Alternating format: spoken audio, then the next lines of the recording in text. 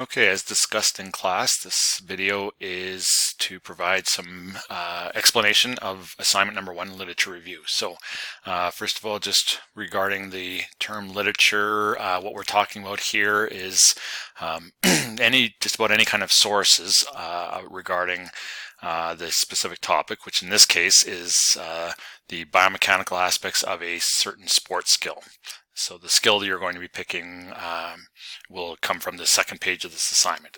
So literature could mean online websites, it could be blogs, could be media, could be books. It also includes, of course, research, and one of the sources you choose must be from an academic, peer-reviewed journal article that we're going to look at how to find and navigate those a little bit better in the library session next week. The other two sources can be more mainstream kinds of sources like news articles or so on.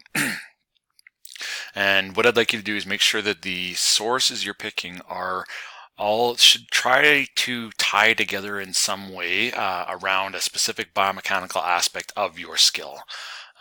So the example I used in class was around a hockey slap shot, and so you might look at maybe the flex on the hockey stick and how that affects the ability to impart force on the puck, which of course then in turn would have some effect on the slap shot itself. So you want to try to tie them together, the three sources together in that specific biomechanical aspect. And then in 350 to 500 words, you're going to summarize what you found and try to make sure that you address these 3 points. So one of them is just tell me about what the specific topic is or what the issue or the biomechanical aspect is that you're looking at. Number 2 is what are the findings about that? What did you discover regarding the flex of the stick and how that affects the slap shot or whatever your skill is.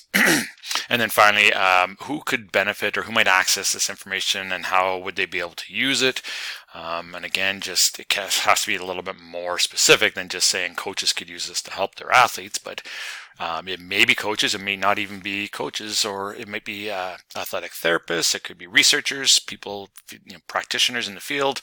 And tell me a little bit about how could they make use of this information. So a couple of other things to think about. So you are going to have sources, so you will need to have in-text citations as well as a reference page and properly formatted APA. We'll talk about that next week as well.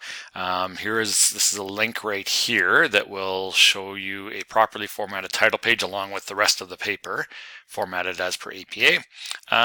You can see, of course, the marking guide here, the rubric, the different aspects that I'll be looking at to grade this. So of course, take note of the weighting. So I'm looking to make sure that you're accurate in your descriptions, how you're writing up the information, that it should be relevant, of course, biomechanically related. Length does impact your mark on this as well.